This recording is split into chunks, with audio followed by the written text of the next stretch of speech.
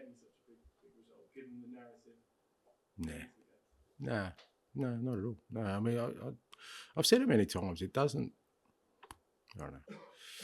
I don't know how else to explain it. It's not. It's not a motivator for me to prove people wrong. It never has been. I find that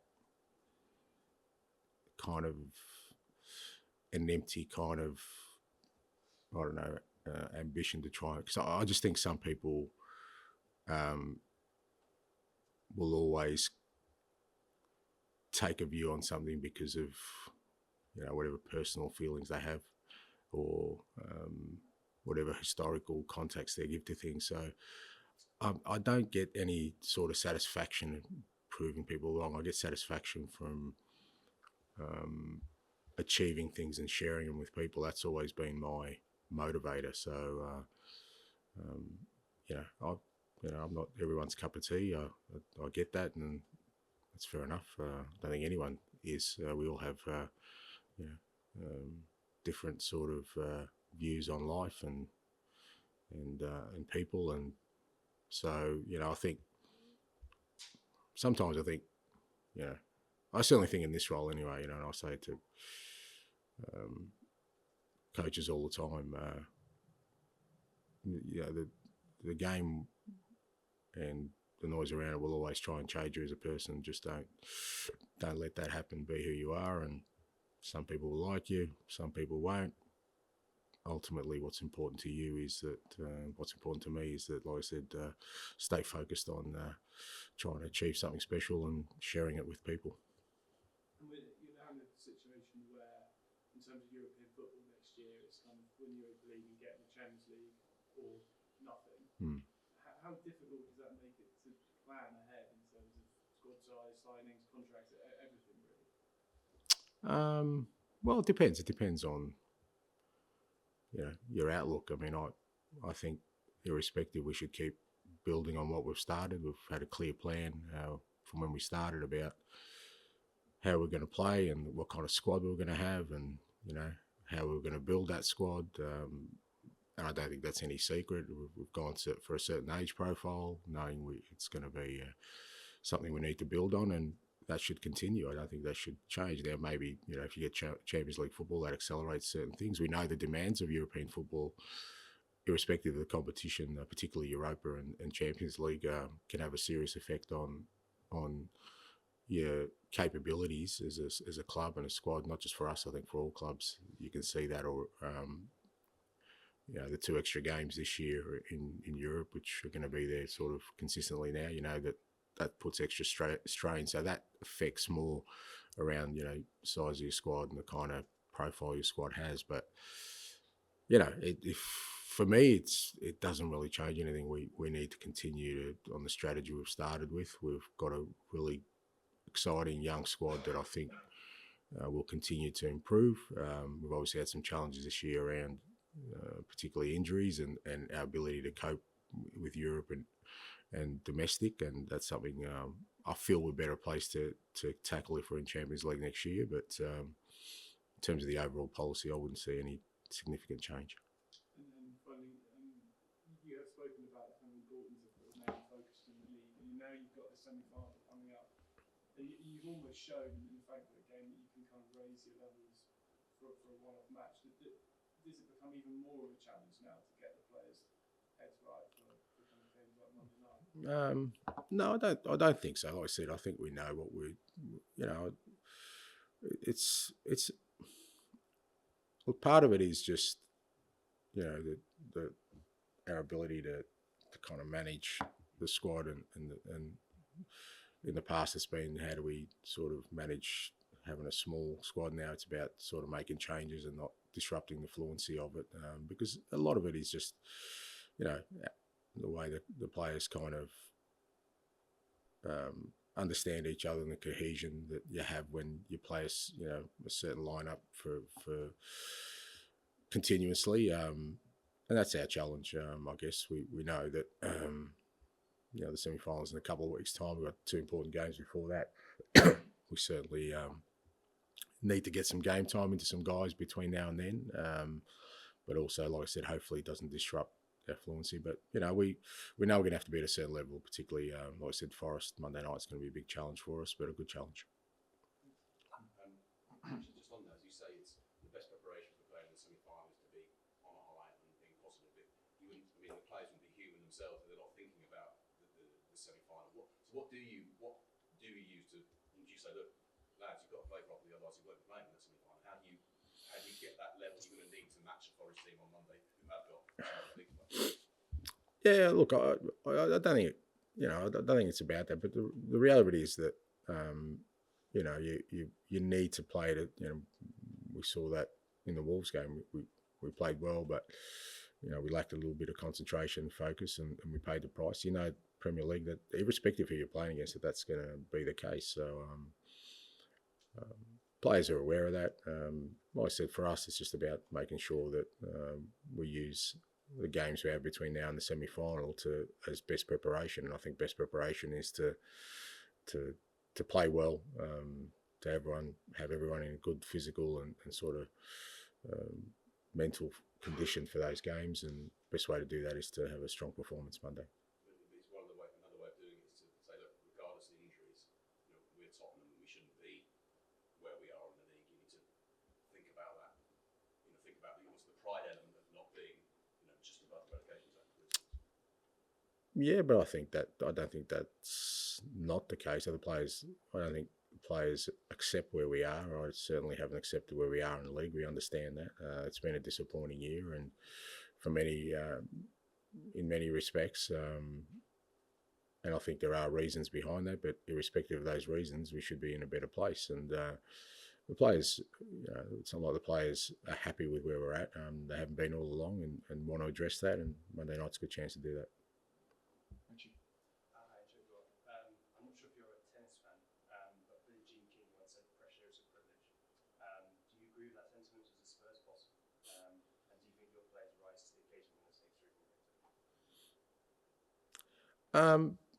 It depends on sort of how you define pressure. I think a lot of people kind of assume that pressure is something that is a sort of a negative. What you do know in this kind of role is that it's a constant, and you either embrace it or you're kind of never going to be in a space where you're ever going to sort of be at peace with what you do, because pressure is always there, irrespective of where you are. This, you look at it, if you're in our position, or Tottenham manager is under pressure, all of managers feel that sort of pressure, but there's also a side of it that if you're in this kind of role for any length of time, you enjoy, because the opposite of not having pressure is you're probably not in a job. And I can tell you that is a much worse feeling for anyone who likes this kind of vocation.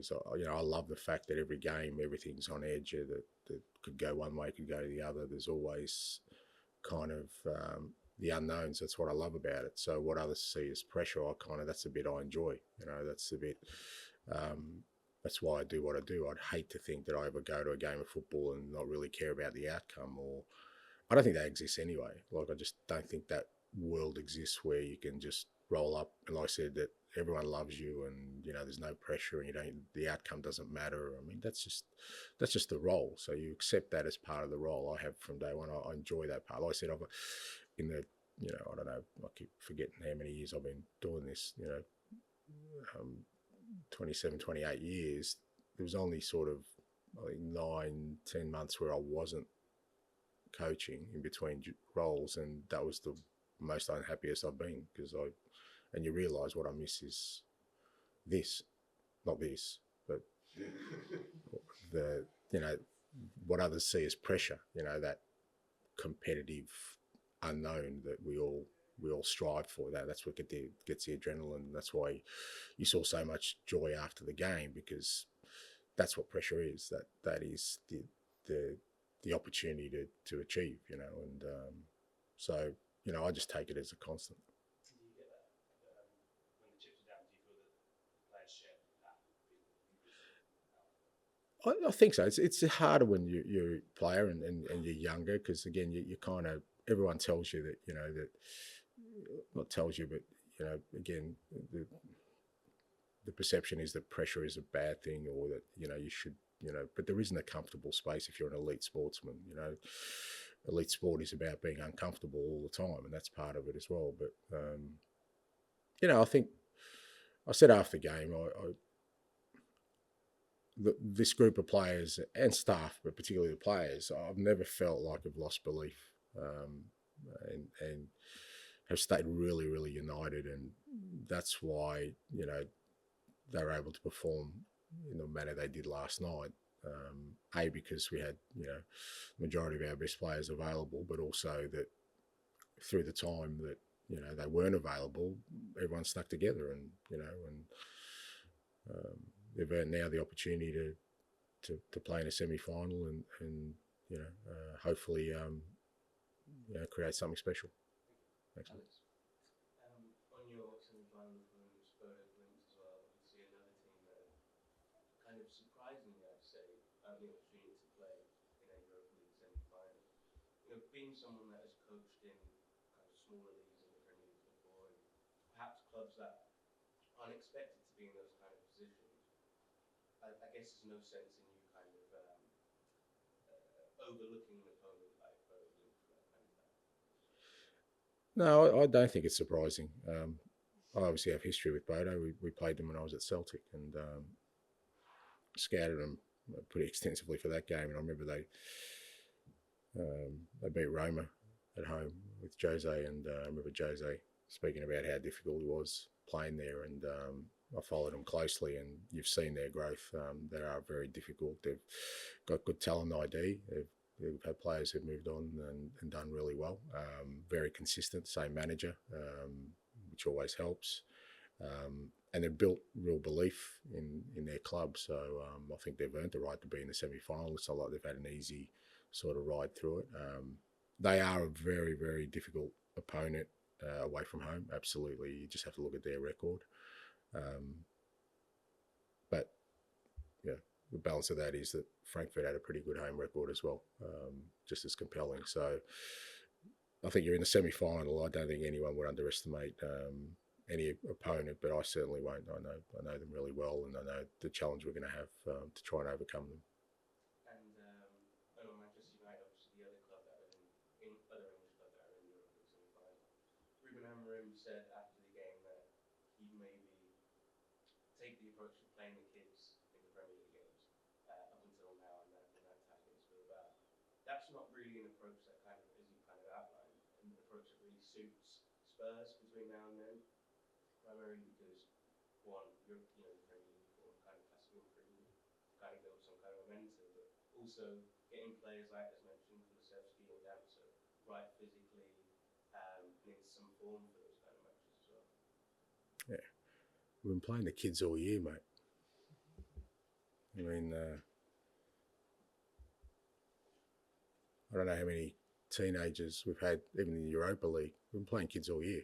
I mean, that's the situation we were in. So, we kind of had to deal with that for a long period of time. And,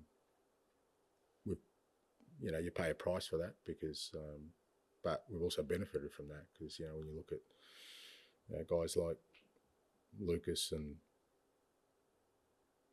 I won't name all of them, but all the others who've sort of grown through the year for us, I think it's been, the negative stuff hasn't been balanced by the positives, but certainly I think we'll get some real growth. But, for us, I guess the beauty of it is now our kids are well and truly exposed to Premier League football, and I think, I think that's going to benefit us moving forward. Like, can I finish your map, please? I'm Chun Ki-bae from South Korea.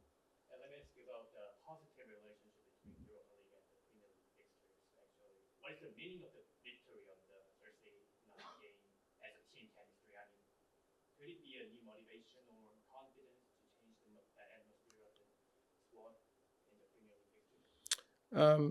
Yeah, look, I don't think it changes because, like I said, I think you don't get a performance like that if it wasn't a positive dressing room anyway. it's just like I said. I think we haven't had the opportunity to perform at the level we want to on a consistent basis because we haven't had our best players available. But what Thursday night does give you is, sort of clear targets now in terms of now and the end of the year in terms of what we can achieve, and still something really special we can achieve. And I think that, that further fuels the positive atmosphere we have in the dressing room. But, there's no escaping our league form is nowhere near where it should be. And I said the players are the first ones who aren't accepting of that and want to change that. And we have 6 games to try and, address a really disappointing league season for us. But we're also in the second semi-final in the same season as well. So I don't think you do that unless there's still a very positive feeling within the rooms. Matt, finish with. Can one result change everything? Have you seen that before? Have I seen it before? Yeah, at times it can, depending on the result, and I guess more importantly, sort of the context in which it's made, and it's easy to sit here and say, well, Thursday night's a pivotal moment, but it won't be a pivotal moment if we don't back it up in the semi, and that's where you find out whether it was, and if you do a season review DVD, do they do DVDs, whatever they do anyway, you might go, oh, well, that was the turning point, but you only do that at sort of the end. Do I think Thursday was significant? Yeah, I do, for a number of reasons. One is that, like I said, we overcame a real difficult opponent. I think we deserved to go through. There was no luck about it. Over the 2 legs, we were the stronger team. We did it in a real sort of convincing manner, and just the prospect of being in a semi-final now, you're 2 games away from a European final. I think that is hugely incentivising. So it may be that was the pivotal game Thursday night, but we won't know that. You also did it in a way that a lot of people think, in a fashion, people think that you can't produce a style of play that people think you don't want to produce. Is that significant? Maybe not for you, but to show it can be done. Yeah, but I think we've shown that before. I mean, I think, a lot of our significant victories, even this year, have come away from home, whether that was, Man City away or, Man United away or Brentford away, or, some of our best performances have been away from home, similar type performers. I think there's always a difference when you play away in Europe. But, again, I think that doesn't feed into the narrative of me being, fairly simple in terms of my tactical approach. I only do things one way, and that's all I've done. And all my success has been a sort of one-trick pony.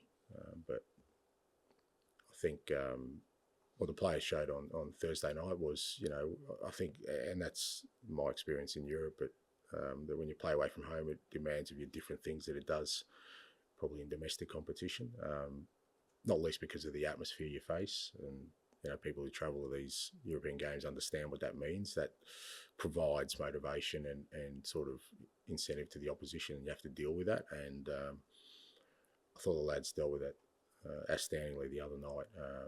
That's a team that we kind of knew at home are really, really tough. They always score goals at home. So if you can keep a clean sheet, that's a significant sort of development.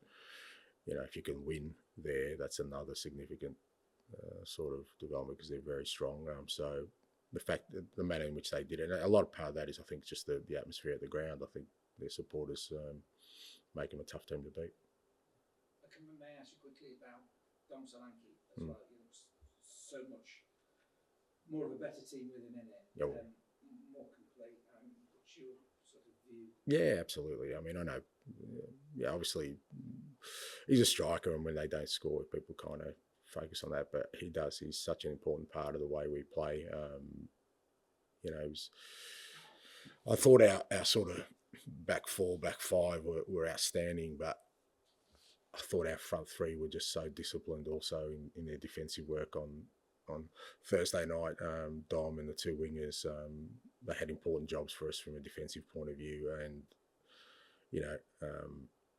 you ask them to do such a sort of massive physical load, and then they still have to sort of produce when the ball gets up to them in an attacking sense, and they're not exactly maybe in other teams that they if you look at Frankfurt, they don't ask of that of Ekitike, and when he gets the ball, he feels fresh and he can run at people. Dom's usually receives the ball after he's done 4 or 5 sprints, closing people down. So you kind of factor that into it, but we feel that as a team that gives us a better chance of success. So delighted for him. He took his penalty really well. Don't underestimate the pressure that he was under in that moment. Again, you're taking a penalty away in Europe, knowing how significant it is, right in front of their most vocal part of their fan base. It just shows the measure of the guy that didn't miss a beat. So important goal for us, important play for us. And we missed him when he was out. When he was out, Richie was out as well. So that was a big hole in our team. But having them both now, and Richie's another one who's got to get some game time next couple of games because he's looking really good at training. But Dom's been super important. Okay. Thanks.